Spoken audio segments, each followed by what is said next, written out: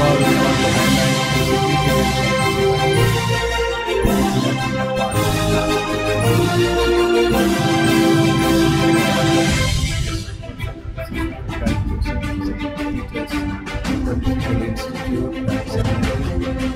was hosted this event along with patients for plastic studies and its faculty, students, and especially for the president of the institute, Father Lawrence, and also another Lawrence, who is the Vice Chancellor, Bishop Lawrence, who has been, I said, how much we appreciate that he has been with us throughout this whole conference. A rarity to see a bishop, so long. So also for his support, etc., we have been able to spend 2-3 days, wonderful exchange. Now, I would like to, what I am going to share is what passed through my mind these 3 days. They're all, when some Bishop Antonian Sami said, every day we have 60,000 thoughts passing through our mind. I was here for all the sessions. I took note, and I am to recapture what went through my mind as I listened to the talks and the discussions, etc. And I just want to share that, what went through my mind without any sense of being comprehensive.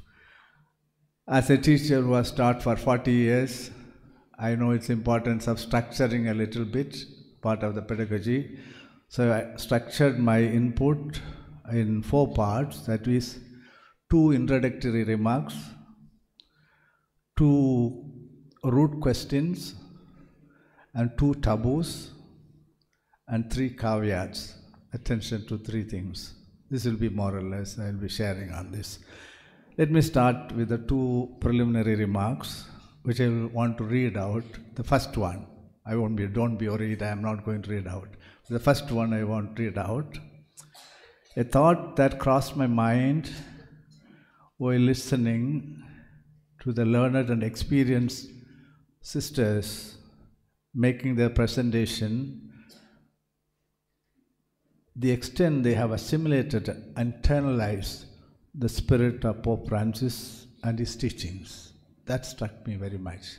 I had the privilege of addressing way back 1983 the CRI General Assembly, where there were 500 major superiors, and I could see the remarkable journey women religious have made and the quality of the presentation by women religious here on the days was something very, very astounding. With all due respect to the Catholic bishops of India, I was wondering how many bishops have assimilated even a fraction of what women religious leaders and sisters know about the spirit of Pope Francis and his teachings.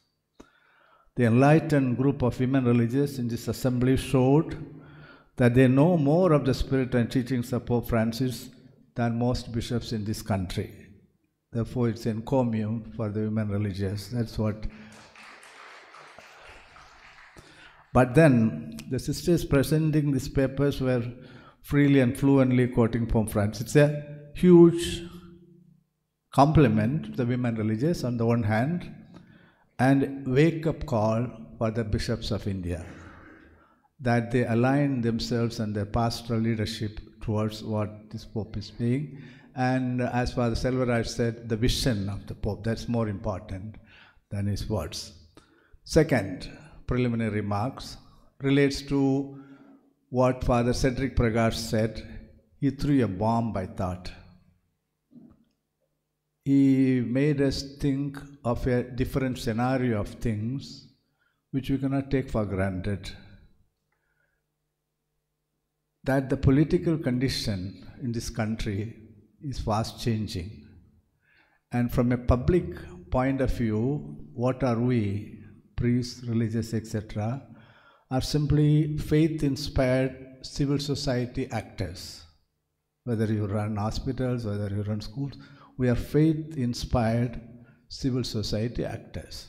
But remember, civil society is being suppressed every day in this country, which means we are suppressed, not only simply minorities, because civil society, because the totalitarianism towards which we are moving does not augur well.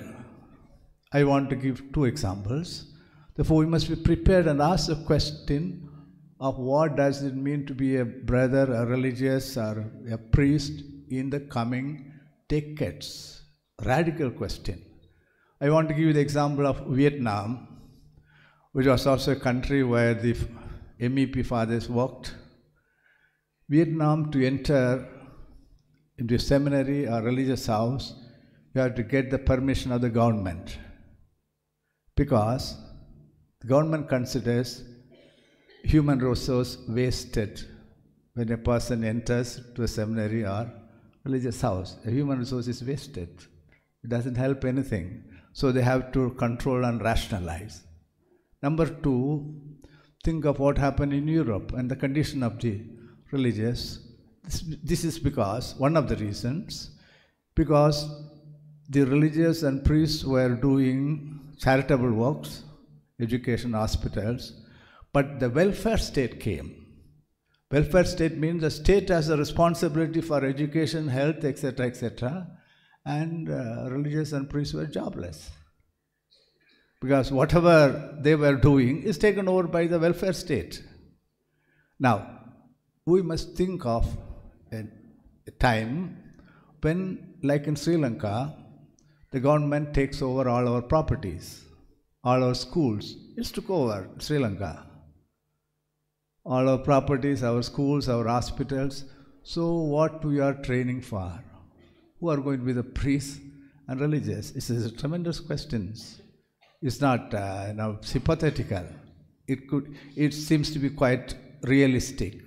So I think this is a profound question which you need to examine in the socio-political condition of India. So I finished these first two preliminary remarks. Let me come to the root question. Repeatedly there were, in the discussion about prayer, mysticism, and then habits, rules and regulations, etc. I think if you want to remedy that situation, if a scholastic or a student, a novice or a seminarian, we must touch the root cause. It's not read and study, pray, doesn't go anything. It's the old fashion. We say in Tamil, kalla naru irukkirathu, no? You get threads out of granite. That's what the effect. It doesn't register anything. If you say pray and insist, we must go to the root of that. Where does the prayer should spring from? Sorry to use Tamil because I am so used to my own, region. That Uttu kangalai thirappadu. Very beautiful expression. The springs, when they are cluttered, you must open it. Therefore, the work of the formator is to open up the springs which are cluttered.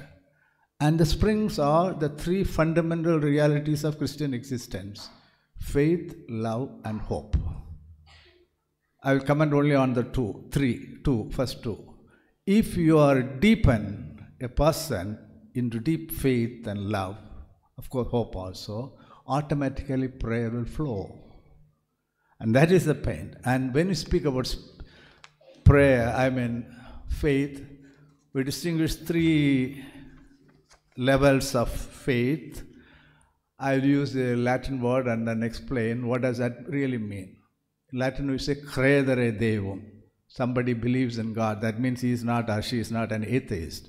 Credere Deum, believes God. Somebody else says then, my friend, he says something, I believe him, no? Credere Deo. Because God says in the Bible these things, I believe. Then we have credere in Deum, the deep faith, like Job tried, etc. That is where a person finds her or his rootage, the heaven, the fortress in God. That is what the deep faith is. That everything circles around, the hinge around which the whole life rotates.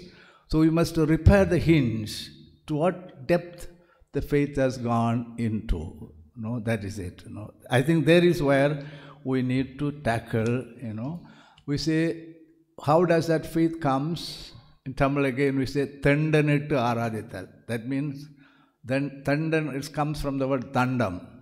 You have a support, Thandam is you are holding a stick. That's your support. You must leave that support. That means you are putting your strength somewhere else, like the rich fool in the gospel. I will make my barns bigger and I will accumulate everything. A fool, today you are going to depart. So as a foolish man, in the gospel, we try to put our strength and resources somewhere else. Leave that. And the whole total surrender. That is it. Then the prayer automatically comes. I cannot elaborate further, just want to. Similarly, a love and communion. I will just explain it, briefly illustrate it with the life of Mandela, how important the community. We are what we are. I am what we are, This is always I am struck by the autobiography of Nelson Mandela. Anybody knows what is the title? The Long Walk to Freedom. You can use it in the religious houses. It's a beautiful spiritual reading, even better than Gandhi's My Experiments with Truth. Bishop Lawrence will forgive you, who wrote thesis on Gandhi. That's how I found it. And he says he went, I think, 27, or I don't know how many times to prison. I was in South Africa and I went to Robben Island where Nelson Mandela was put in the prison, And this man was put for the sake of justice, equality, into prison. 27 years he was in the prison, and some years were in solitary prison. Solitary. That means you don't see any human beings. And he says that's terrible. Terrible. And he says he started speaking to cockroaches and ants. Human beings need to communicate, need each other. Let me quote Karl Marx. He said, what does a human being need?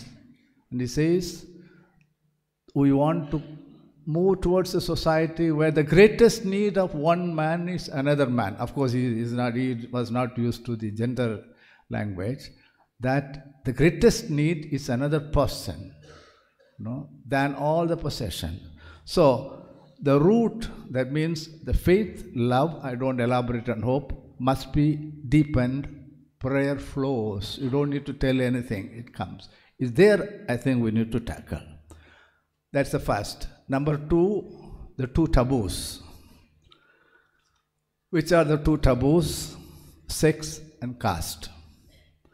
These also must be tackled, to which we may pay attention. These are the two taboos Indians don't want to talk about. Talk about.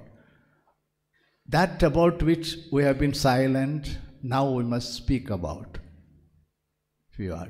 Let me comment upon sex taboo in India. The whole social upbringing is that segregation of the sexes. The church, women are one side, men are this side, school separate, etc. So the socialization process does not take place in a normal way, quite abnormal, when boys and girls are not met to. So it has its own consequences, which also gets reflected when people enter religious life.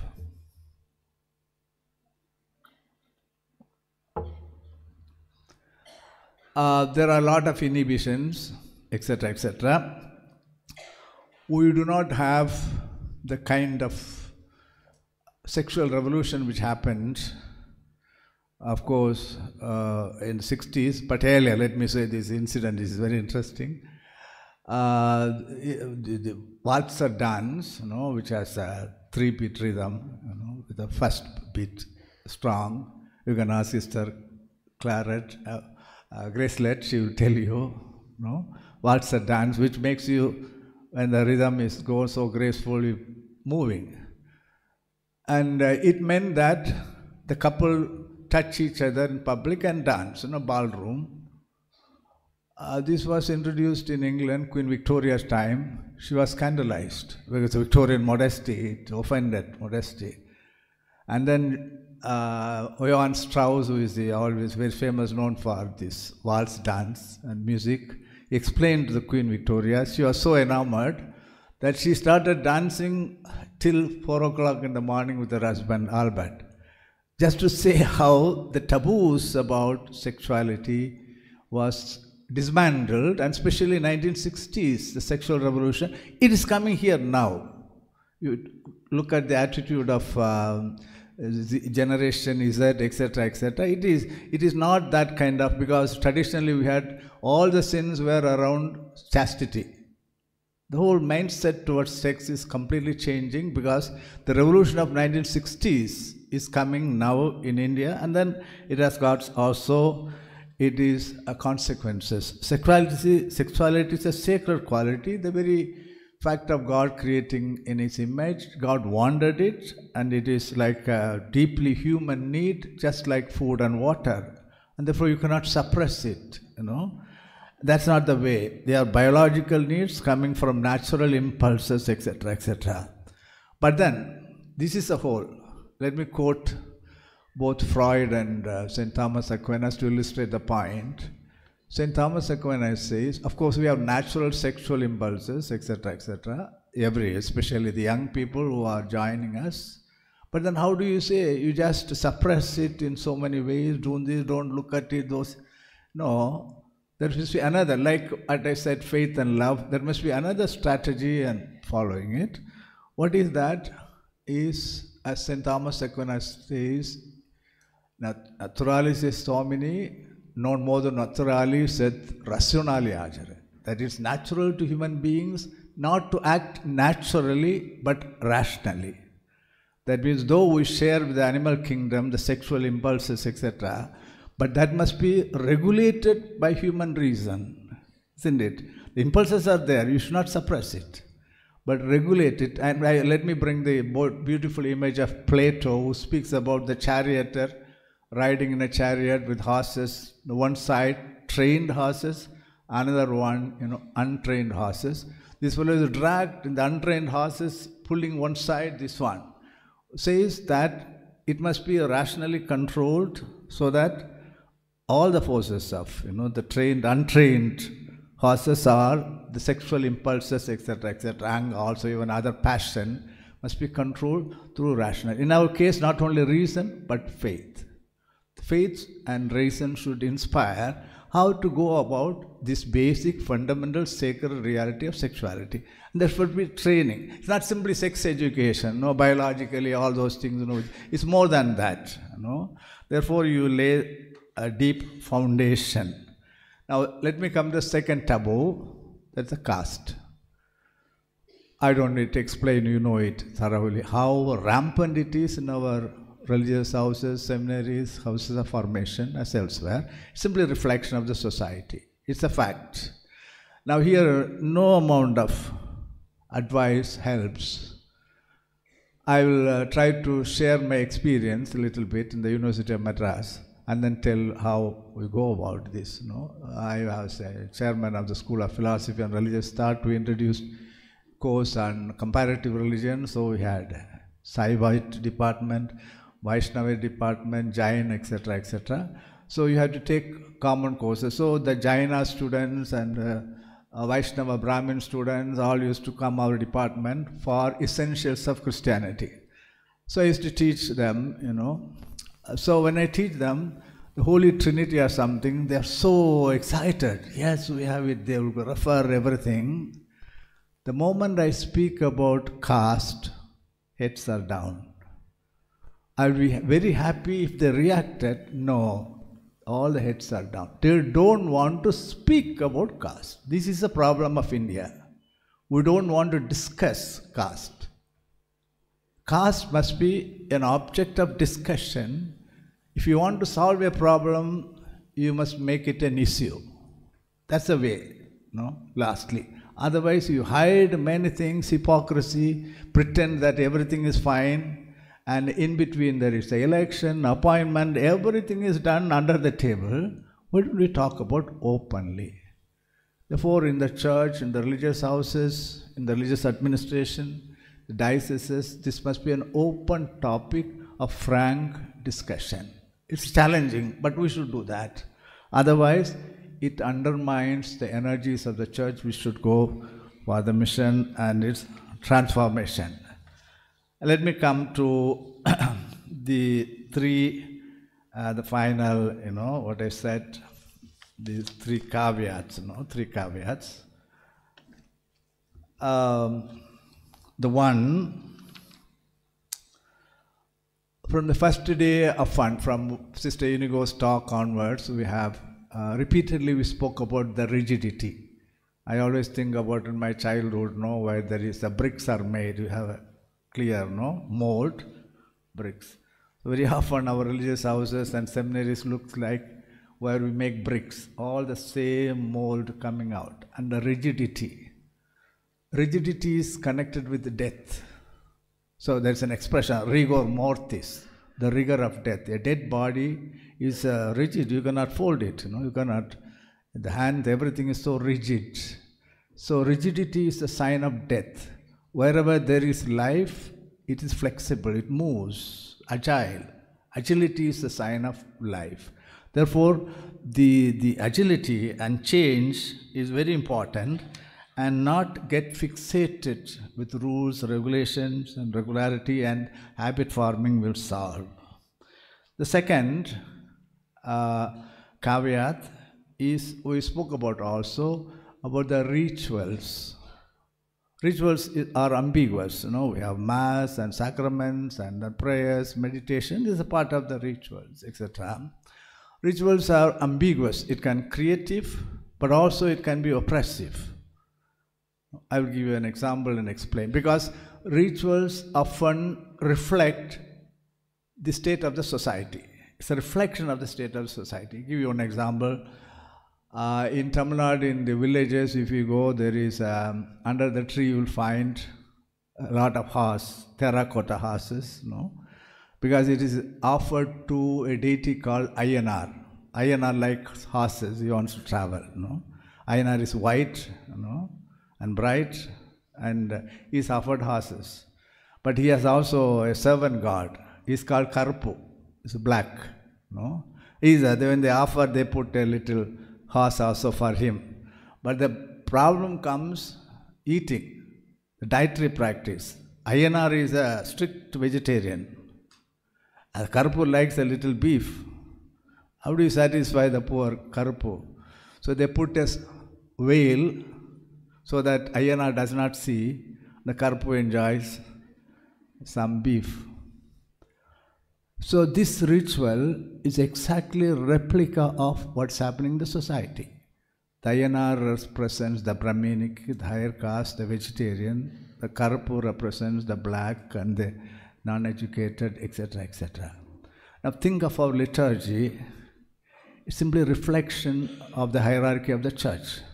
So there is an archbishop standing there, then the bishop according to the protocol priorities, then the VG, then vicar foreigners, then the priest, the deacon, and the poor, sisters, and all the Masa Damnata, That's the pontifical mass.